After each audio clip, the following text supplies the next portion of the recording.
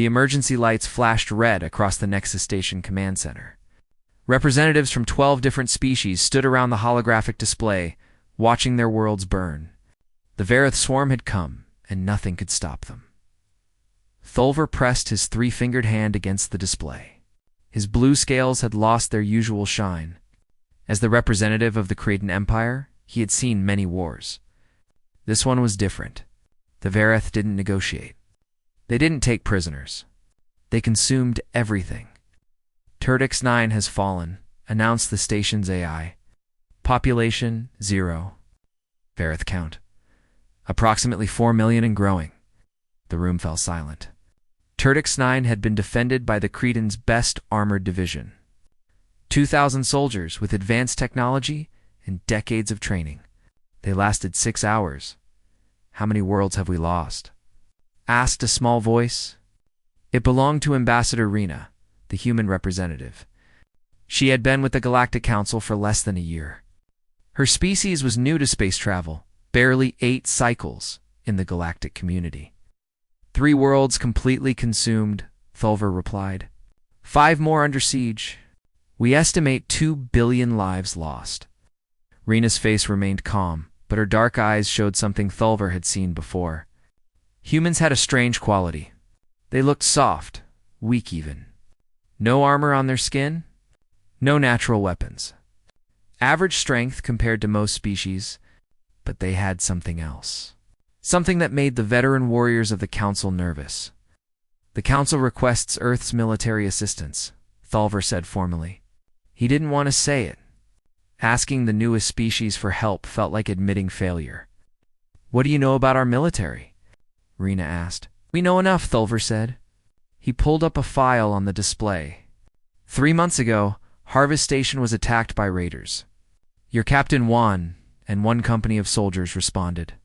48 humans against 300 raiders. The battle lasted 20 minutes.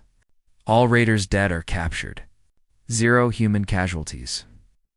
Another council member spoke up. Your soldiers fight without fear. How is this possible? Every species experiences fear. It's biological. Rena smiled slightly. We experience fear. We just don't let it control us. It's part of our training. 3 months of training, Thulver said, reading from the file. That's all your regular soldiers receive? Basic training is 3 months. Then they receive specialized training depending on their role. Infantry, armor, artillery, engineers. But yes, 3 months for the foundation. The council members exchanged looks. Their own soldiers trained for years to achieve basic competency. There's more, Thulver continued. He showed footage from Turdix 9, from before the Kraden division fell. The video showed human soldiers fighting alongside them. Your people were there. We watched them. The Kraden soldiers started breaking when the Varath numbers grew to large. It's natural. Survival instinct. But you're humans. The footage played. Artillery shells exploded around human positions. Vareth warriors crashed into their defensive lines like waves against rocks. The humans didn't break. They didn't run. They methodically aimed, fired, reloaded. When their ammunition ran low, they fixed bayonets. Actual blades on their rifles, like something from a primitive era. They fought until the evacuation ships arrived, Thulver said quietly. They were the last ones off the planet. Captain Juan personally carried 3 wounded Kraden soldiers to the ships. He went back into the combat zone twice. The captain received a medal from your empire, Rena said. He was honored. Should be, Thulver said. But I need to understand. These are your regular soldiers. Your basic infantry. If they're this capable, what else do you have? Rena was quiet for a moment. We have different units for different purposes. The soldiers you've seen are Earth Defense Force regulars. Standard infantry. Good soldiers, well-trained, disciplined, and... Thulver pressed. We have specialized units. For specific missions. What kind of missions? Rena looked at the display showing the Varath advance. The kind of missions where regular soldiers can't go. Where the situation requires. A different approach. Thulver felt his scales prickle. It was an old instinct. one that told him he was talking to a predator. Earth offers military assistance, then? We do. I've already contacted Earth Command. They're preparing a response team for Harvest Prime. Rena pointed to the agricultural world on the display. It was surrounded by red markers, indicating Varoth forces. 2 million Varoth warriors have that world surrounded. A civilian population of 500,000 trapped in the capital city. How long? Until they're overrun. 48 hours, Thulver said. Maybe less. Our team will arrive in 30 hours. How many soldiers? Thulver asked. He pulled up requisition forms. We can provide support. Weapons, armor, supplies. How many troops is Earth sending? A division. A battalion? Rena's expression didn't change. 12. The command center went silent. 100. Someone asked. 12 people, Rena clarified. One team. That's what the situation requires. Thulver's translator must have malfunctioned. Ambassador, perhaps you don't understand the scale of this threat. 2 million Vareth warriors. They've destroyed armies. I understand perfectly, Rena interrupted gently. You've seen what our regular soldiers can do. You've read the reports? You've watched the footage. Those are good soldiers doing standard infantry work. What's coming to Harvest Prime is not a standard infantry unit. Then what are they? Thulver demanded. Rena stood up, preparing to leave the meeting.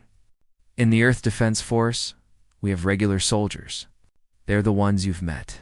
Brave, disciplined, effective. They're the tip of the spear. But for some missions, you don't need a spear. You need a scalpel. I don't understand human metaphors, Thulver said.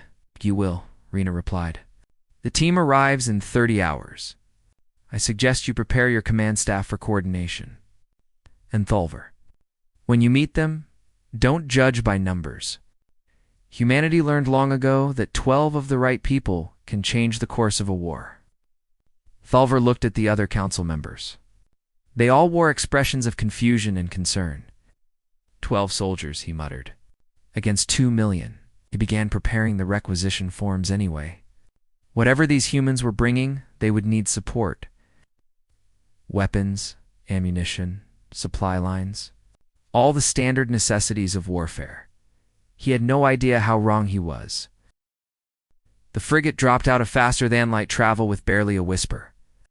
Station Commander Veltros watched it approach on his screen. The ship was small, designed for speed rather than firepower. It carried the Earth markings. It's a simple blue and green circle representing their homeworld. Veltros had fought in 40 campaigns across his long career. He had commanded armies, planned invasions, defended impossible positions. He knew what it took to face 2 million Vareth warriors. It took divisions. It took artillery. It took air support and armor, and thousands of soldiers willing to die for every meter of ground. He waited at the docking bay with his command staff. They had prepared everything. Weapon requisitions were ready. Barracks could house up to 1,000 human soldiers. Supply chains were established. Medical facilities stood ready. The airlock door opened with a hiss. 12 humans walked out. Veltros blinked his 4 eyes in sequence, a sign of confusion in his species. His translator chirped, confirming it had heard correctly. 12. Just 12. The human in front was tall, but not unusually so. He wore a simple uniform, darker than the regular Earth Defense Force colors. No heavy armor. No visible weapons except a sidearm and a knife. He smiled, and somehow that smile made Veltros more nervous than a battle cry would have. Commander Veltros, the human said in perfect Veltrosian language, complete with the proper clicking sounds that most species couldn't produce. I'm Major Tay. This is my team. Thank you for the coordination. Veltros's head crest rose in surprise. You speak my language? Yes, sir. It's a beautiful language. Very efficient for military communications. Tay gestured to the woman beside him. This is Lieutenant Nari, our intelligence specialist. Nari stepped forward. She was smaller than Tay, with quick eyes that seemed to record everything. She nodded respectfully and spoke in flawless Veltrosian. Commander, we've reviewed the tactical situation. We'll need access to your surveillance data and any intelligence on Vareth movement patterns. How do you speak our language? Valtros asked. I studied it during the flight here, Nari replied simply. 6 days was enough time to achieve functional fluency. Your grammar structure is similar to 3 Earth languages, which helped. 6 days. Valtros had studied other languages for years and never achieved. What this small human woman just demonstrated, another human stepped forward. He was broader than the others, with scarred hands that suggested years of work. Commander, I'm suing. I handled demolitions and engineering. I took a look at your defensive barrier specifications on the way in. Very solid design, but I noticed some potential vulnerabilities. Vulnerabilities? Valtros felt defensive. His engineers were the best in the fleet. Those barriers have protected this station for 3 years. Sung pulled out a small data pad. Yes, sir. Good barriers. But I count 17 points where a shaped charge could penetrate with less than 2 kilograms of explosive. The power conduits create weak spots in the coverage. Also, your eastern docking bay has a ventilation system that could be exploited. And the main reactor shielding has a gap that enough, Valtros said. He felt his crest flatten in embarrassment. I'll have my engineers review your findings. Happy to help, sir, Sung said cheerfully. Valtros looked at the 12 humans. They stood casually, like they were waiting for a transport, not preparing to face an army. He saw no heavy weapons, no armor, no vehicles. Just 12 people with small packs and minimal equipment. Major Te Valtros said carefully, I prepared requisition forms for your forces. Weapons, ammunition, supplies. What do you need? Te glanced at his team, then back at Valtros. We appreciate the offer, Commander. We have what we need. The Varath. 2 million warriors. You'll need heavy weapons at minimum. Anti-armor capabilities. Artillery support. We have those capabilities, Te said. Valtros looked at the small packs the humans carried. Where? One of the team members, a woman with calm eyes, patted her pack. Right here, Commander. Everything we need. I don't understand, Valtros said. He was a veteran of 40 campaigns. He knew military logistics. 12 people couldn't carry enough firepower to matter against 2 million enemies. Te's smile widened slightly. Commander, with respect, your experience is with conventional warfare. Large formations, direct engagement, holding territory. That's not what we do. Then what do you do? We solve problems, Te said. The Vareth are a problem. A significant one, yes, but still just a problem that needs a solution. Another human spoke up. She had a rifle case strapped to her back and moved with a fluid grace that reminded Valtros of predators from his homeworld. Commander, Msola, I'll need access to your highest observation point and a clear line of sight to the Vareth positions. Can you arrange that? What for? Valtros asked. Reconnaissance, Sola said. And target elimination if opportunities present themselves. Target elimination? With what weapon? Sola tapped her rifle case. This will do. Valtros pulled up the tactical map. The Vareth command positions are 12 kilometers from our nearest observation point. You can't possibly 12 kilometers is well within my effective range, Sola said calmly. 15 kilometers, if conditions are good. I once made a successful shot at 17 kilometers, but that was lucky and had perfect weather. Valtros' translator must have been malfunctioning again. No species could shoot accurately at that range. The very idea was insane. Commander Nari said gently, I understand this is unusual for you. Your military operates with different doctrine. Large units, heavy firepower, direct confrontation. It's a valid approach.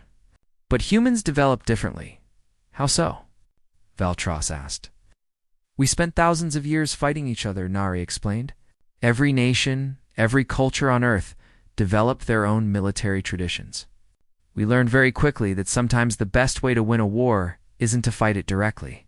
Sometimes you need to be invisible, to strike where the enemy doesn't expect, to turn their strengths into weaknesses. Special operations, Veltros said, remembering the term from the human military files. Exactly, Tay confirmed. Your regular soldiers are excellent at direct combat. Our Earth Defense Force regulars are the same. But for this situation, you don't need more soldiers. You need precision. You need people who can operate behind enemy lines, gather intelligence, eliminate key targets, and disrupt enemy operations. 12 of you, Veltros said. Against 2 million. We don't plan to fight 2 million, Tay said. We plan to make those 2 million fight themselves. Break their command structure. Destroy their supply lines. Create chaos in their ranks. The Verith operate on a hive mind system. Yes, that's actually an advantage for us. Create enough disruption at the command level, and the whole system starts to fall apart. Veltros felt something he hadn't felt in decades of military service. He felt out of his depth. These humans were discussing tactics he'd never considered, strategies that seemed impossible. A human man stepped forward. He wore a medical insignia on his uniform. Commander, I'm Day. I'm the team medic. If any of your people are wounded during the operation, I can provide assistance. I'm trained in Veltrosian physiology. You're trained in my species medicine? Veltros asked. 14 species so far, Day said. I study during deployments. It's useful to know how to keep allies alive. Tay checked a device on his wrist. Commander, we need to begin deployment. Every hour we wait, the Varath dig in deeper. We'll insert at nightfall. Minimal electronic signature. We'll maintain radio silence unless we have critical intelligence to share. Where will you insert? Veltros asked. Behind their lines, Tay said simply. We'll be operating in their territory for the next 72 hours. Don't expect regular contact. And if something goes wrong? Veltros asked. Tay's smile faded, replaced by something harder. Something that reminded Veltros that these soft-looking humans had evolved on a death world. Then we adapt. That's what we do, Commander. We're not the army that breaks down the door. We're the ones who were never there in the first place. The team moved toward the deployment bay. Veltros watched them go. These 12 small humans who carried no heavy weapons and spoke perfect alien languages and planned to infiltrate an army of 2 million. He had commanded 40 campaigns. He had never seen anything like this, and deep in his veteran's instinct, he felt something that surprised him. Hope. The Verith surrounded Harvest Prime like a living carpet. 2 million warriors moved in perfect coordination, their hive mind allowing them to act as one massive organism. Their black exoskeletons gleamed under the planet's twin suns. They didn't sleep. They didn't doubt. They simply consumed and grew stronger. Commander Veltros watched the orbital surveillance feeds. The human team had inserted 12 hours ago. Since then, nothing. No communications. No signals. No evidence they were even there. Thermal scans show nothing, reported his sensor officer. Electronic surveillance is negative. It's like they vanished. They're there, Ambassador Rena said. She stood beside Veltros, watching the same feeds. Trust me. They're working. How can you know? Veltros asked. We have no contact. That's how I know, Rena replied. If we could see them, so could the Verith. The whole point is to be invisible. 3 days passed. The Verith continued their siege of the capital city. Their numbers grew as more reinforcements arrived through underground tunnels. The civilian population huddled in shelters, running low on food and water. The council prepared evacuation ships, but everyone knew there wasn't enough time. Then things started to change. Commander, the sensor officer called out. We're detecting unusual Varath movements in Sector 7. Veltros pulled up the view. A cluster of Verith warriors, approximately 5,000 strong, had suddenly turned and attacked another cluster. The two groups tore into each other with savage violence. Why are they fighting each other? Someone asked. Hive minds don't do this, Veltros said. They can't. It's biologically impossible for them to turn on their own kind. The fighting spread. More Verith groups began attacking each other. The perfect coordination that made them so dangerous was breaking down. The hive mind was fracturing. Sector 12, another officer reported. Vareth's supply convoy just exploded. No external fire detected. The explosion came from inside the convoy itself. Sector 19. Command node has gone silent. Sector 4. Another internal conflict. 3,000 Varath killing each other. Voltros stared at the displays. The Vareth siege was collapsing, but he saw no evidence of human intervention.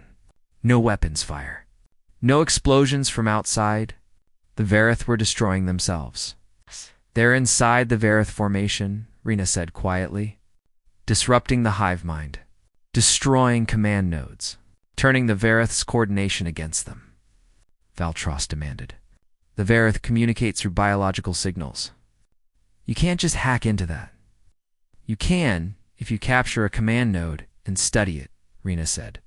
You can if you understand their biology well enough. You can if you're trained to exploit any system's weaknesses. The tactical display lit up with a new signal, a human communication, finally breaking radio silence. This is Day requesting medical evacuation for one VIP, the voice said calmly. We have a live Vareth queen. She's sedated but needs proper containment. The command center went silent. They captured a queen? Valtros whispered. We didn't even know the Vareth had queens. Neither did we, Rena admitted. But my people found out. That's what they do. An hour later, a transport ship extracted the human medic and his cargo. The Vareth queen was indeed alive, carefully sedated and contained. The science teams descended on it immediately. Within hours, they learned more about Vareth biology than decades of previous study had revealed. More importantly, the Queen's memories showed the location of 3 other Vareth fleets. The Council could now track and prevent future invasions, but the mission wasn't over. Sola to command. A new voice came over the radio. It was quiet, barely above a whisper. Confirming target elimination. High value number 43 is down. Moving to next position, Voltros pulled up Sola's operational area. She had been behind Vareth lines for 72 hours. 3 days without sleep, without support, operating alone in enemy territory. The display showed her last known position 4 kilometers inside the Vareth perimeter. How is she even alive? An officer asked.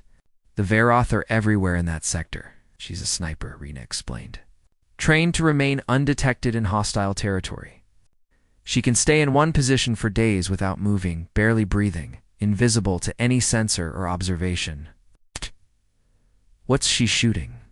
Veltros asked. The ranges we're showing are impossible. It's not for her, Rena said. Earth has trained snipers for centuries. Some of our best could make accurate shots at distances you'd consider insane. Sola is among the best of them. Another communication came through. This is Tay. Command, be advised the Varoth are beginning a tactical retreat from the capital city. Estimate they'll be clear of civilian population centers within 6 hours. Recommend you prepare your evacuation ships. Retreat. Valtros couldn't believe it. The Vareth don't retreat. They've never retreated. They do when they're scared, Tay replied. When they can't trust their own communications. When their supply lines are gone. When their commanders keep dying for no apparent reason. When their hive mind is telling them contradictory information. Fear is universal, Commander. Even hive minds can feel it. The displays confirmed it. The Vareth were pulling back. Not in organized withdrawal, but in panic. Millions of warriors that had never shown fear were fleeing from an enemy they couldn't see or fight. Veltros watched it happen in real time. The greatest warriors in the galaxy, running from 12 humans they never even knew were there. Sir, his tactical officer said, we're picking up a transmission. The Varoth are broadcasting on all frequencies. It's a warning. What kind of warning? They're telling other Vareth fleets to avoid this sector. They're saying humans are here. It's just those 3 words. Humans are here. It was enough to make the Vareth flee. The evacuation ships landed in the capital city. 500,000 civilians were saved. The Varoth continued their retreat, abandoning equipment and supplies in their haste to escape. Major Varet and his team extracted from the planet's surface, 48 hours later. They looked tired, but healthy. Sola complained about the local coffee, saying it tasted terrible.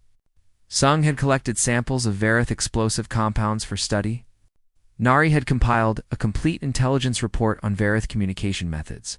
They had accomplished in 5 days what conventional armies couldn't do in months. Veltros met them at the docking bay again. He looked at these 12 humans, really looked at them. They weren't bigger or stronger than other species.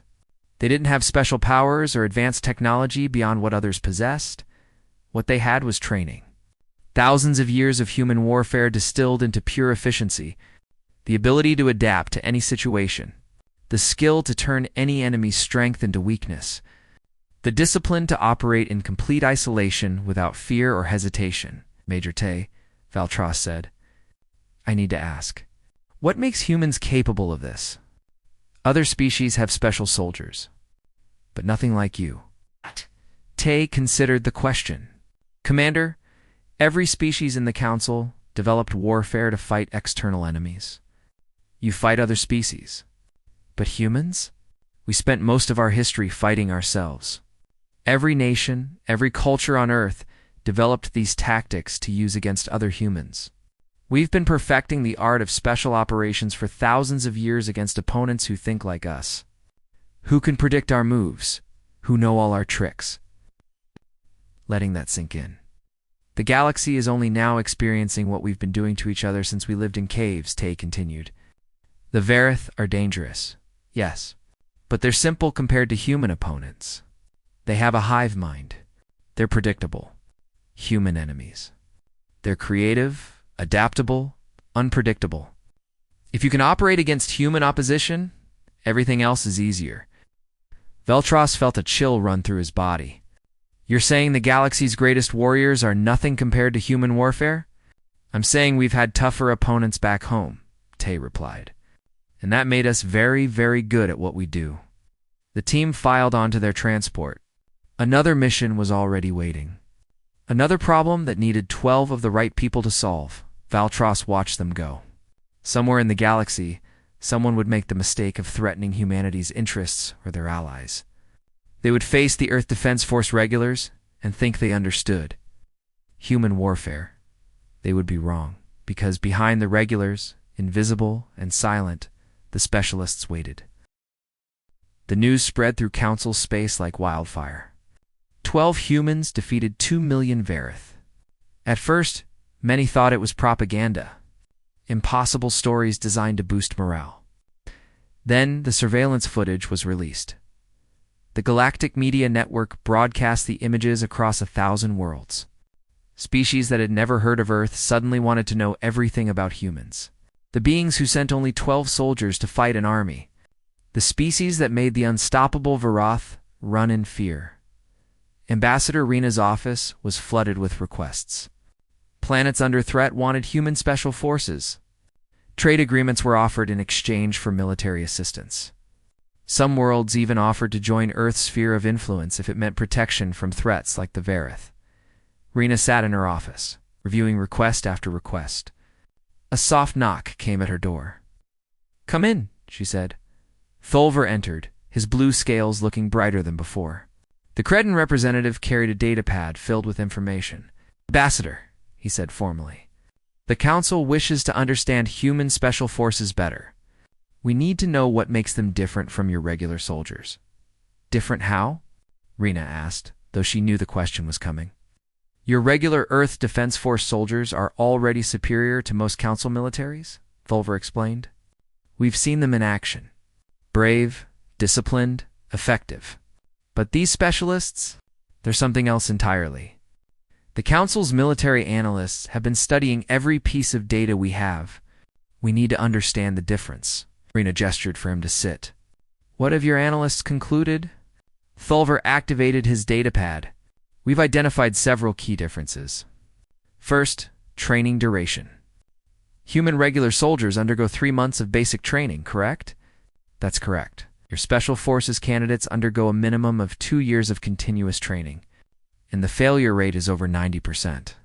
Most candidates don't make it." "That's accurate," Rena confirmed. Special operations require a different type of soldier. Not better, just different.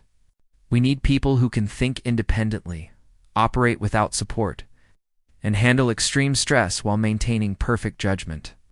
Your regular soldiers are trained to fight, Thulver continued. But your specialists are trained in languages, cultures, advanced medicine, engineering, piloting, demolitions, and dozens of other specializations. Each operator has multiple expert-level skills.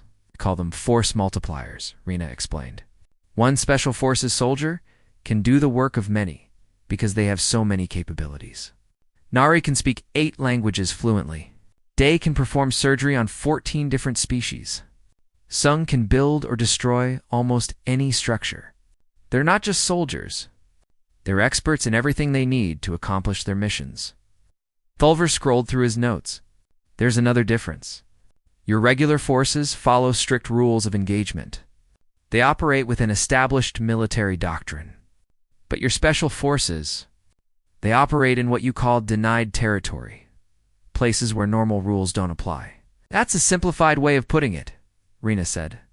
Regular army fights conventional wars. Clear front lines, established supply chains, military-to-military combat. Special operations work in the shadows, behind enemy lines, in places where there is no support, no backup, no easy extraction. They have to survive and complete missions in environments that would kill conventional forces. Why? Thulver asked. Why develop such capabilities? Rena stood and walked to her window, looking out at the stars. Because sometimes wars can't be won through conventional means. Sometimes you need to prevent a war before it starts. Sometimes you need to remove a threat without firing a single shot that anyone sees. Sometimes you need to rescue hostages, or gather intelligence, or train resistance forces. Things that big armies can't do. Every human nation developed these tactics. Thulver asked. Every major civilization on Earth, yes. It's not unique to one culture or country. Special operations are a human universal. We've been doing this for thousands of years. Thulver was quiet for a moment. Against each other, Isrina said softly. Against each other. We perfected these tactics, fighting other humans. People who think like us, who can predict our strategies, who know all our capabilities. If you train to fight opponents that smart, everyone else becomes easier.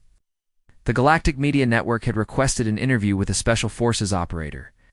Earth Command approved it, choosing Sergeant Byung, a veteran of 15 missions. The interview was broadcast across Council space. The interviewer, it's a journalist from the Thiel species, asked the question everyone wanted answered. Sergeant Byung, what makes human special forces different from regular soldiers? Byung thought for a moment before answering. Regular army breaks down doors. We were never there. Regular army wins battles. We prevent wars. Regular army operates with support. We are the support. Can you explain that? The interviewer pressed.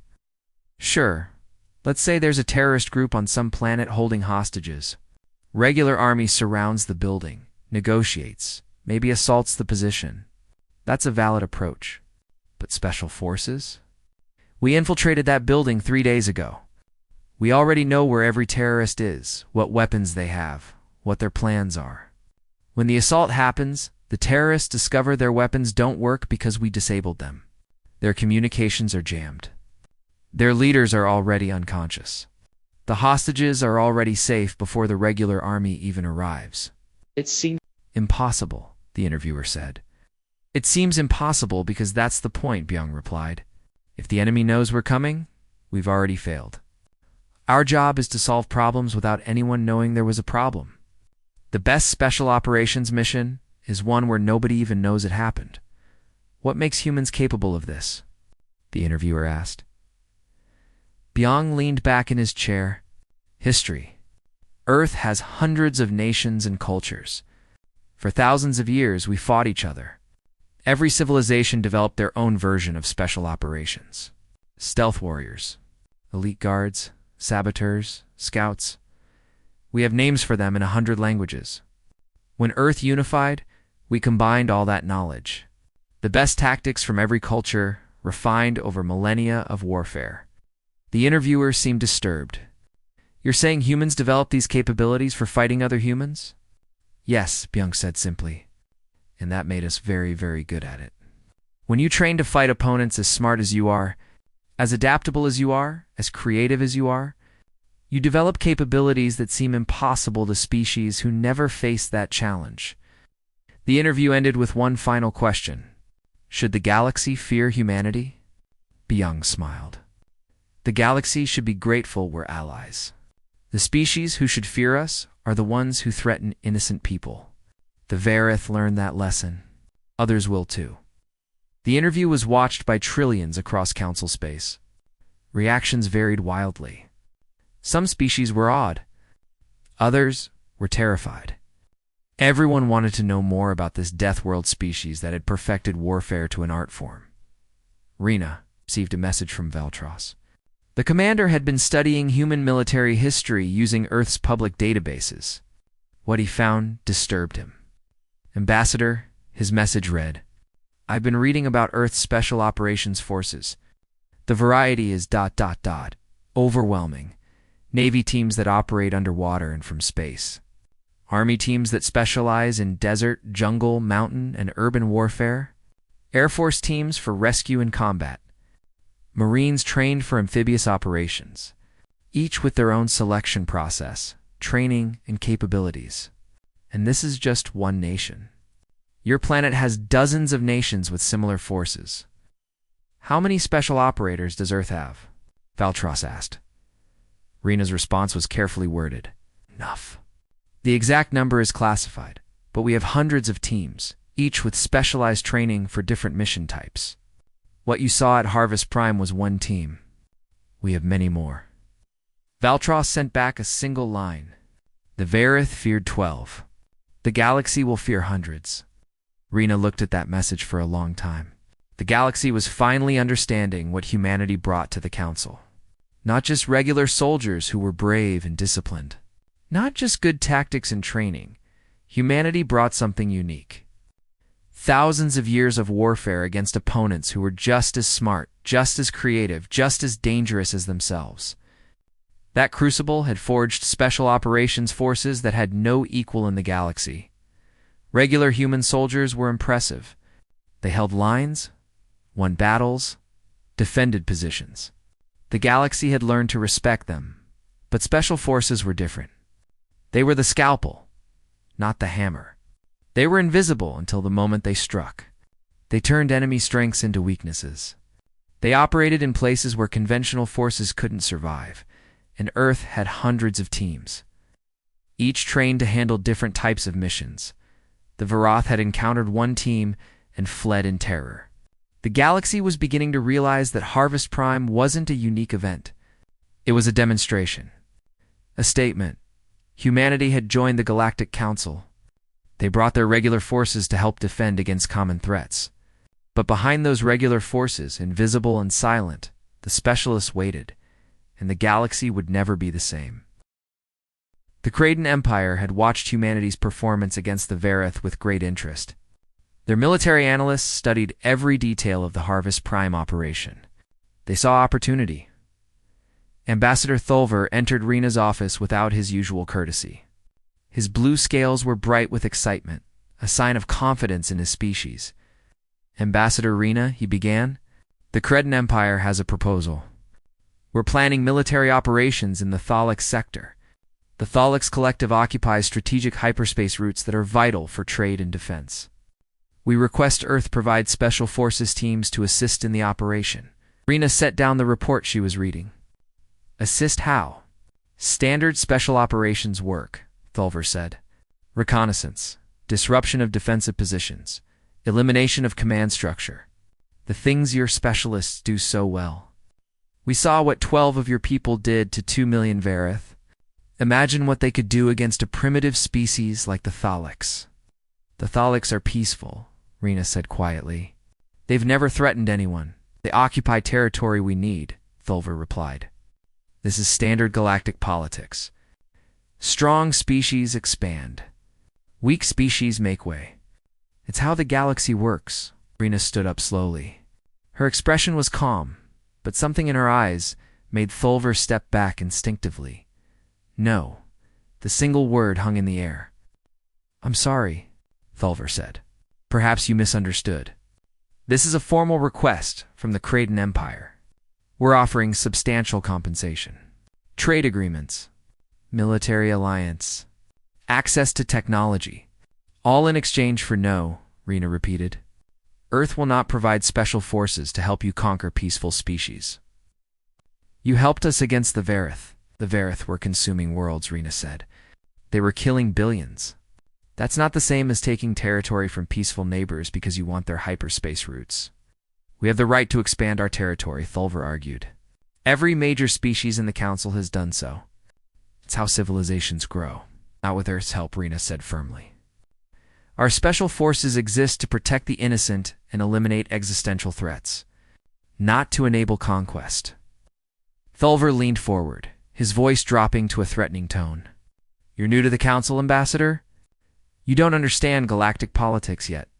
The Kraden Empire is powerful. We can make things difficult for Earth. Trade sanctions, military pressure, expulsion from the Council. You need our support to survive out here." Rena smiled, and it was not a pleasant smile.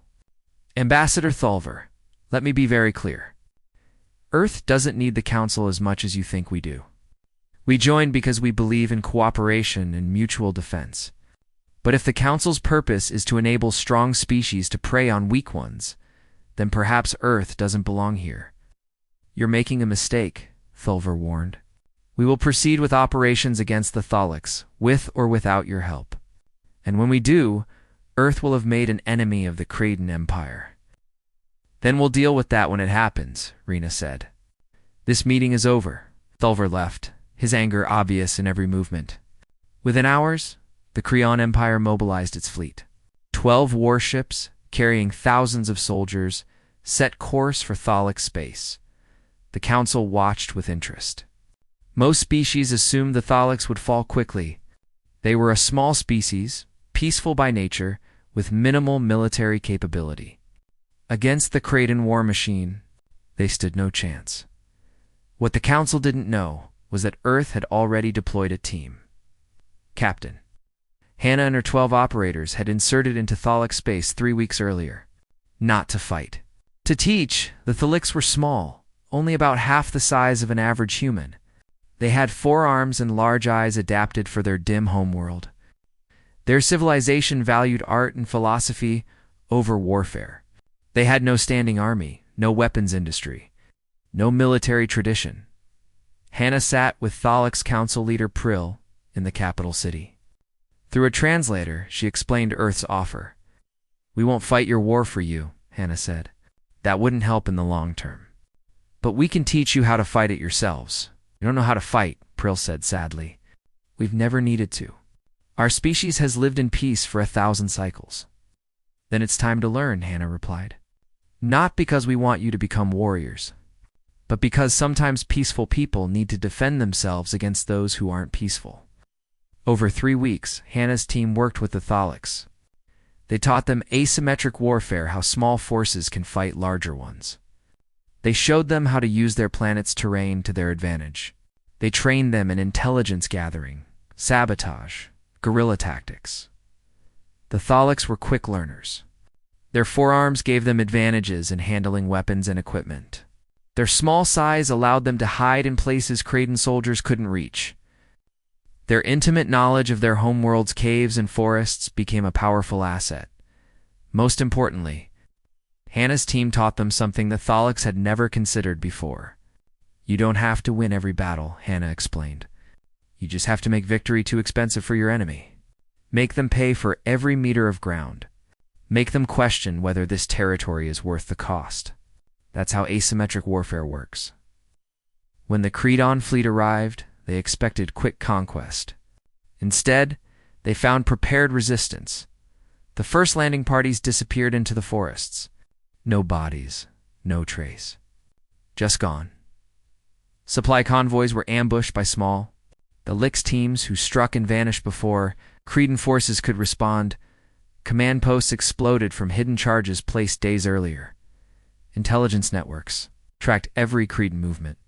Feeding information to resistance cells that struck at vulnerable points, the Cretan advance stalled. Then it began to collapse. Thulver demanded answers from his military commanders. How could a primitive species defeat the Empire's war machine? The answer came not from the Thaliks, but from Earth. Major Tay's voice broadcast on all council frequencies. To the Cretan Empire, we warned you that Earth's special forces exist to protect the innocent. While your fleet was heading to Thalic space, my team was gathering evidence inside Cretan territory. The broadcast included files, communications between Cretan commanders discussing planned atrocities, orders to enslave Thalic's populations, plans to strip their worlds of resources and leave nothing behind. The Galactic Council needs to see who the Cretan Empire really is, Tay continued. What they do when they think no one is watching. The Thaliks were never a threat. They were victims of conquest. Earth doesn't permit that. The evidence was devastating. Species across the Council who had considered Cretan allies suddenly saw them differently. The Empire's government collapsed within days. Thulver was recalled in disgrace. New leadership sued for peace with the Thaliks. The Thaliks remained free. Captain, Hannah's team prepared to depart the Thaliks' homeworld. Prill came to see them off. You saved us, Prill said. Not just from the Cretan, but from helplessness. You taught us we can defend ourselves. You saved yourselves, Hannah corrected gently. We just showed you how. Remember that. Peace is valuable, but only if you have the strength to defend it. The team boarded their transport. Another mission was already waiting. Another species that needed help. Another problem that required 12 of the right people on the transport. The youngest team member, Yuna, asked the question that had been bothering her. Captain, do you think the galaxy understands what we are now? Hannah looked out at the stars. They're beginning to. They feared our regular forces because they're good soldiers. They'll fear us because we're everywhere, invisible, and we choose which wars get fought. Choose? Yuna asked. Yes, Hannah said. We don't fight for territory or resources. We fight for principles. To protect the innocent. To stop genuine threats. To teach peaceful species how to defend themselves. That's what makes us different from other militaries. We have the power to change the course of wars, but we only use it for the right reasons. Major Tay's transport joined theirs in formation. His team had extracted from Cretan space successfully. All evidence collected and delivered to the Council. Across Council space, other teams operated in silence. Some trained resistance forces. Others gathered intelligence on potential threats. Some protected trade routes. Others prevented conflicts before they could start. 17 teams active at any moment. Each one invisible. Each one capable of changing the course of events. Each one guided by the same principle: use force to protect. Never to conquer. Earth's regular forces held the line in conventional warfare. They were the shield that protected Council space from external threats. Brave soldiers doing necessary work but behind them. Operating in shadows across 1,000 worlds, the Special Forces teams worked to prevent those wars from ever starting. They were the ones who made hard choices, took impossible missions, and operated where conventional forces couldn't go. The galaxy had learned to fear human regulars. Now they were learning something more important. They were learning that humanity's true strength wasn't just the ability to fight. It was the judgment to know when fighting was necessary, and the discipline to refuse when it wasn't. The Cretan had demanded Earth's help with conquest. Earth said no. Then Earth made sure the Cretan couldn't conquer anyone. That message spread through Council space faster than any news report. Earth's special forces weren't for hire. They weren't tools to be used by whoever made the best offer.